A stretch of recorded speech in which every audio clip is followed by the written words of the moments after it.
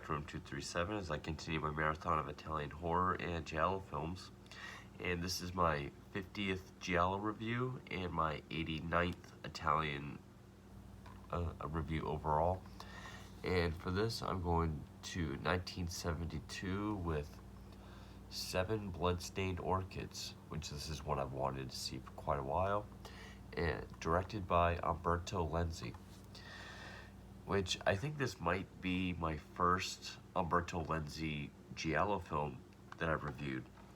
A lot of people consider Nightmare Beach to be a Giallo, but it has more in common with the slasher genre. There is a mystery, but I've always thought of it as a slasher. So if people count this, then it's my second. It's not my Giallo playlist.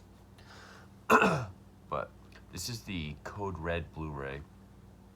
And cool thing about this is that this actually has a commentary by Troy Howarth, who wrote all 3 of these, including a series of other horror-related encyclopedias. So it was directed by Umberto Lenzi, who co-wrote the screenplay with Roberto Gianviti and stars Antonio Sabato, Yushi Glass, which I think is because this was a co-production with West Germany. And I think she was like a big comedian over in Germany at that time. Pier Paolo Capone, who was also in Forbidden Photos of a Lady Above Suspicion and Cat o' Nine Tails. And Marissa Mel. And the music is done by Ritz Ortolani, who's done many Giallo and Italian scores. So this, I actually really liked. This is definitely one of the more faster paced Giallos that I've ever seen. I know Lenzi himself has said that this movie, his own movie, was superbly shot. It has a pedantic story, which I'm guessing he thinks there's a lot of detail in it, which there is. Also, this is probably my favorite kind of title for a Giallo film, where there's like a number, then like a detail of something. Like, not a number like Cat o' Nine Tails or even animal titles like that, but you know, $5 for an August moon, ones like that. Also where it's like because this is one of those Giallos where the title is a tiny little detail that will reveal who the killer is. And I love Giallos like that. There's also a lot of references to Bava films in this, which a part of having similar cast members, like, who was it that was in, there is an appearance by Marissa Mel, as I've said, who was in Danger Diabolic, which is one that I still haven't seen. She has a dual role in this. Also, there's a scene, there's a drowning scene that I guess is an homage to Blood and Black Lace. It made me think more of, I think it was Case of the Bloody Iris that had the a drowning in the bathtub. It's either that or the Scorpion's Tail. I'm starting to forget now. I've done so many. Also, scenes in the newspaper office and at the Piazza di Spagna is similar to The Girl Who Knew Too Much. But then there's also a cat poisoning scene that some people have compared to Argento's Cat o' Nine Tails, which I still need to get to. Now, at first when I got this, I thought the orchid was going to be something that was going to be placed on the victims after each kill. And in a way I was right. There is something that is placed on each victim. It's a half moon amulet. but the actual 7 orchids is something totally different. But it does make sense to the plot.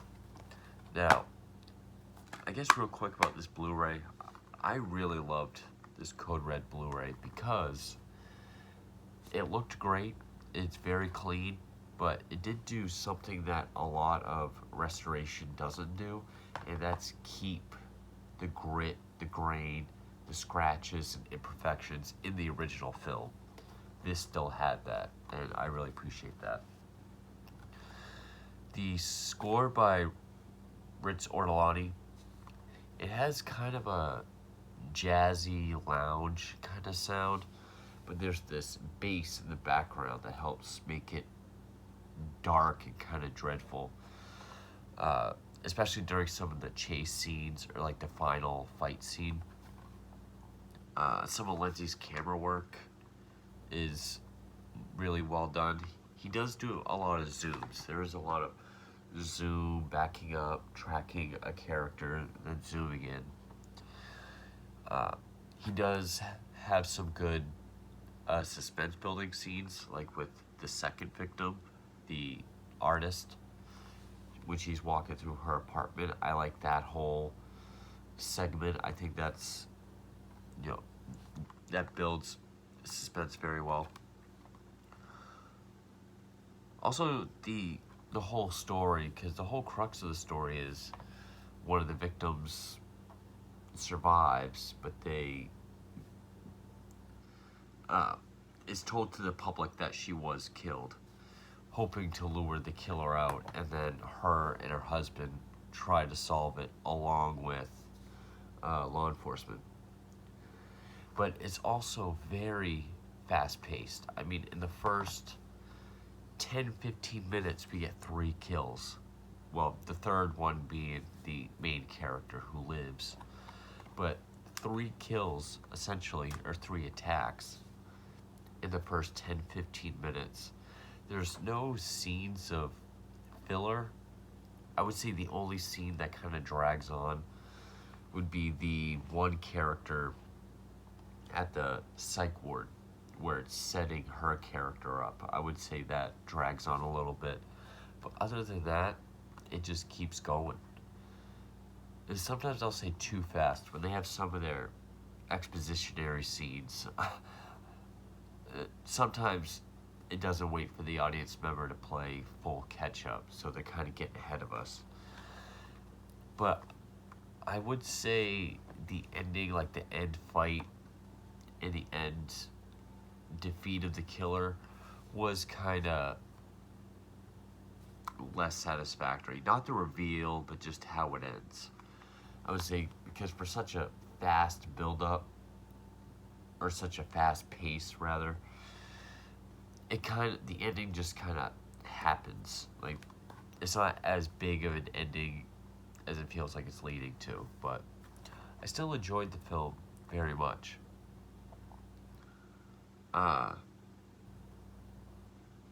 It starts out, which the very beginning kind of reminded me of the opening to House on the Edge of the Park, because we're in the car with the killer as he's driving around, kind of like when we're in the car with David Hess, House on the Edge of the Park.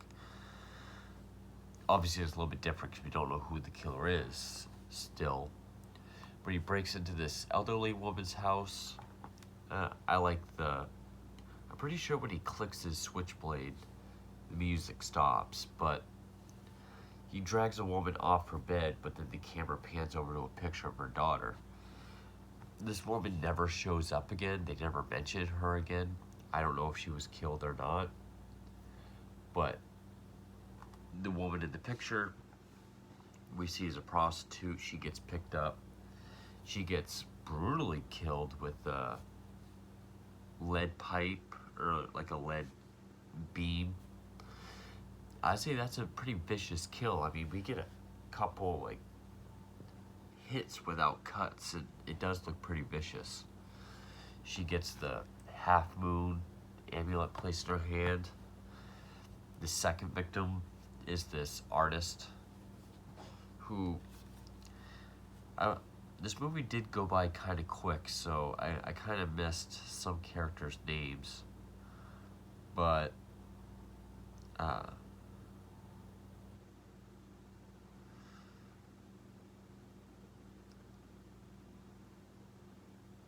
Marina Malfatti was the artist, and that name does sound familiar. She was also in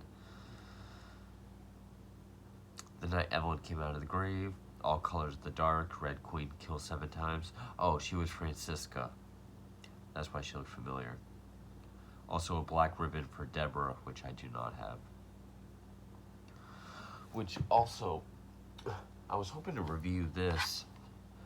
I recently bought Slaughter Hotel, but I'm having a hell of a time trying to play it for some reason.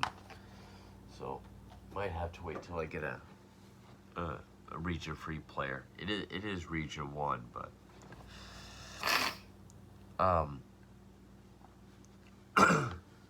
when the artist comes home, she has 3 cats.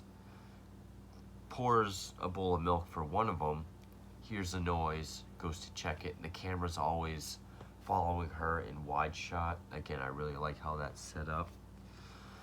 Then when she gets back into the kitchen, 2 of the cats are laying there dead, and their bowls are filled with milk. They've been poisoned. And then she gets attacked by the killer. Even after she's been killed and she's laying there against the shelf of her paint, and the paint's just dripping on her body, I like how that looks. And then she gets the amulet. And then we get our main characters, who is Julia, who's played by Yusha Glass.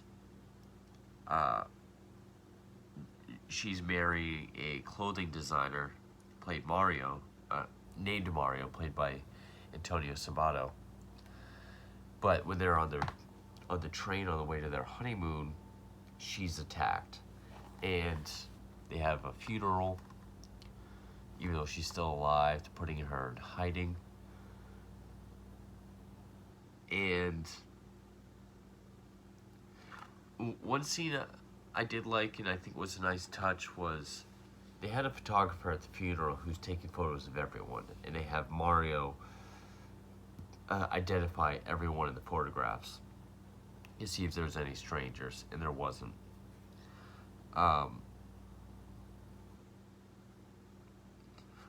course, we get the early on scenes with the red herring or the suspect, which they essentially brutalize a confession out of them. Because come to find out, Julia worked at this hotel, and she remembered, I think it was like 2 or 3 years ago, there was someone who was staying there, or not someone who was staying there, but someone who left their keys on a table that had the same amulet on it. Because Mario decided to keep the amulet, the inspector gave it to him, and the inspector is played by Pier Paolo Capone, and he does a good job. So he decides to keep it. Alright. And that jogs her memory. And she remembered that this was, like, she can't remember his face, but she remembered the date, that it was September 29th from a couple years ago. So they go to the hotel. There's new management. Oh, she remembers that the prostitute was a maid there, and the painter was also a guest. And they find out that the page of the registry of that date had been ripped out. But they find another one, and they realize that that page was taken by the killer, and it's a hit list. And I think that raises the stakes other than some other Gialli, because it's essentially telling us, even though they don't know all these people, that there's going to be 7 victims. Here are their names. You got to find the killer before they get killed. So it does feel like there's higher stakes than I would say, sort of your, I would call it a mid-range Giallo. I mean, it's not a contender for my top 10 or my honorable mentions, but it's it's still really good. I still really enjoyed it. So yeah, the stakes are a little bit higher, and it comes down to Mario soon obsessing over finding who it was that attacked his wife. There's this one woman who, I think she's a teacher, or whoever.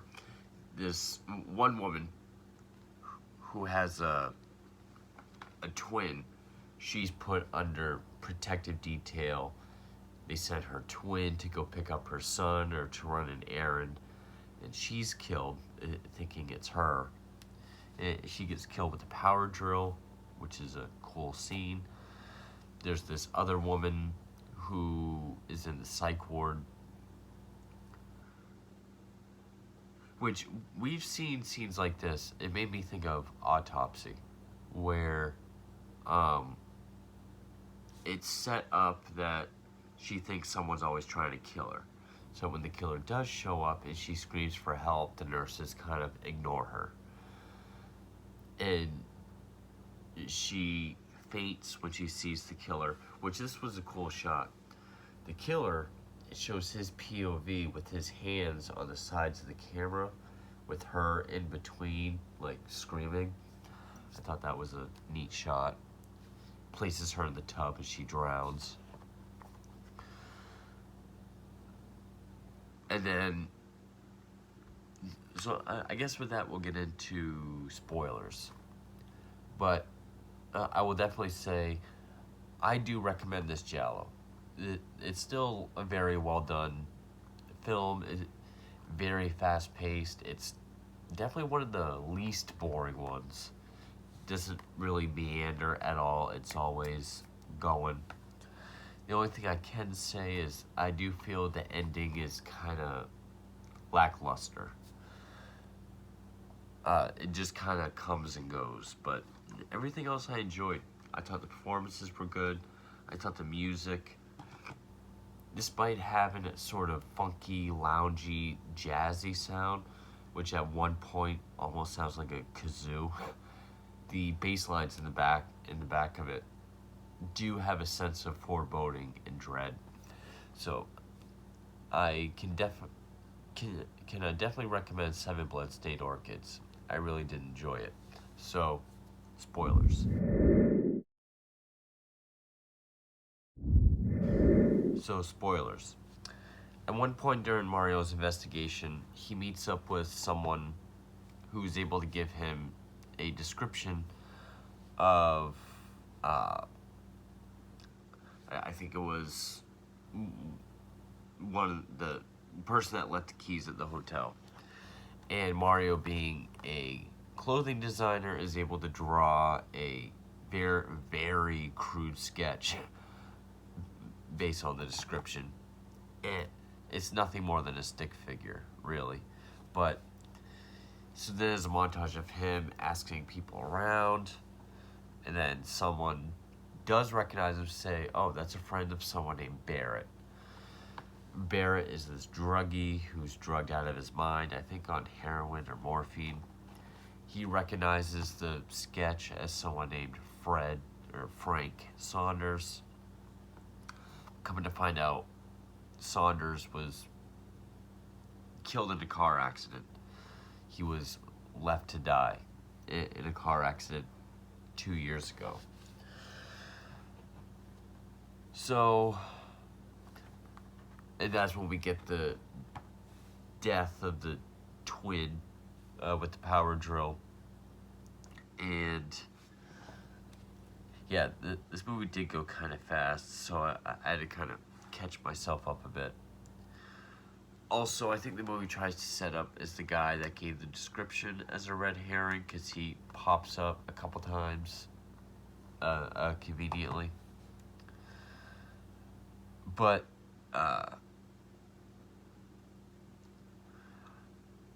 Oh, and then there's another. It also tries to hint towards Barrett because there's another tip, I think by phone, where you can tell it's Barrett's voice, but when they get to him, he's committed suicide. They assume that, well, the inspector is quick to say Barrett was the murderer. They committed suicide over the guilt. Also, it was said that Saunders got hung up on a girl, and maybe she's the one that's killing people, or I think they even tried to say Barrett was also in love with her, which I think he was. Also, when Mario goes to Saunders' gravesite, there's 7 orchids with red spots on them that was left very recently. So, but the reason why Mario will not sort of be willing to close the case so quickly is because he don't understand why Barrett would leave the half moons. So that's when he goes to meet with Anna, the woman with the twin. And she said that she reveals that she was having an affair with Saunders. And she was married with a kid, couldn't leave them to go to America with him because Saunders was an American. And when they got in the accident, she left him for dead so that her husband would never find out about the affair. And then when Mario asked her if he had any living relatives, she says that he had a brother named Fred. Frank was the dead one. And then that he had a brother named Frank. So he asked her to describe him. She described a kinder faced, almost bald, short-sighted brother. Now, when she said short-sighted, that told Mario exactly who the killer was, because there was a priest earlier on that we met, who was part of his character, that he was short-sighted.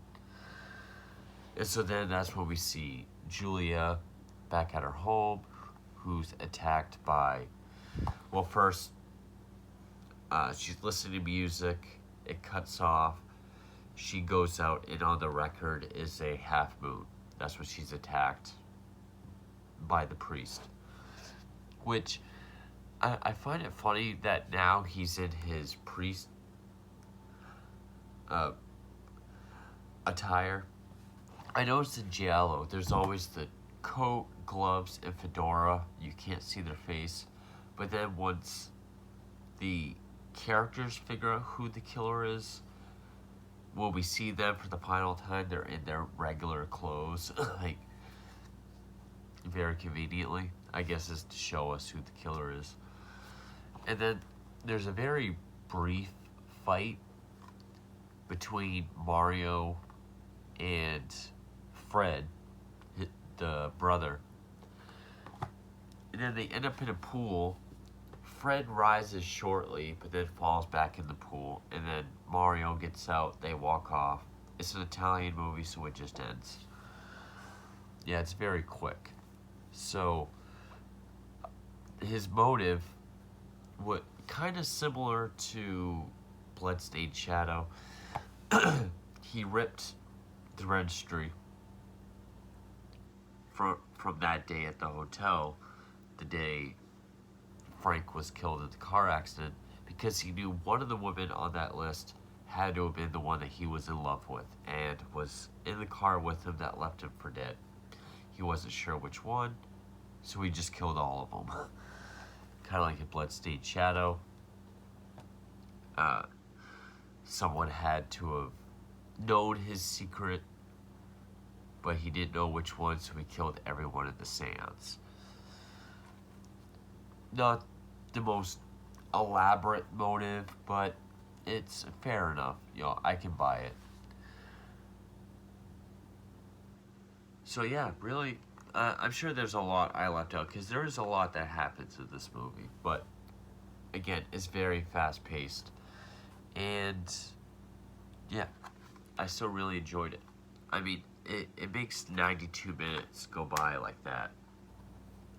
I would definitely recommend the Code Red Blu-ray, and yeah, it probably isn't a contender for an honorable mention for my top 10, but if I was to do a top 20, it could be a contender. Uh, I do need to see more Lindsay Giallo. I know there's a box set of the Lindsay and Carol Baker films that they did together. It's pretty expensive, but I would love to get that. But, so yeah, I didn't go over every kill or every plot point, but yeah. I still really enjoyed Seven Bloodstained Orchids. Yeah, again, the only thing I would say is that the ending kind of just went out with a whimper. But stay tuned for more Italian horror and Giallo films. I know we got October coming up. I got something else planned for that, but there's still around 30 more Giallo I want to get and want to review, so I might cut it off in October, then continue after. But I don't know, we'll see what happens. So, Seven Bloodstained Orchids, very solid Giallo. I really enjoyed it. And thank you for watching.